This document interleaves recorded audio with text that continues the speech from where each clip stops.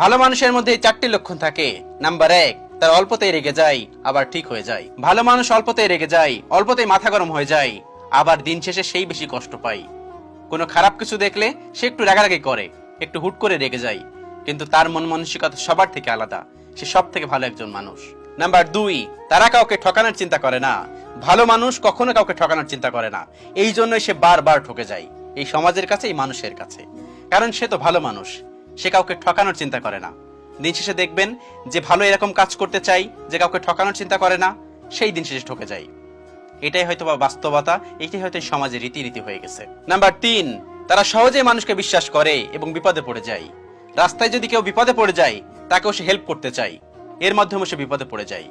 কোন একটা মানুষের টাকা লাগবে, সে ধার দেয়, এটার মাধ্যমে সে বিপদে পড়ে যায়। ভালো মানুষ পদে পদে বিপদে পড়ে, সে খুব সহজে মানুষকে বিশ্বাস করে, আর দিন শেষে সেই বিপদে পড়ে যায়।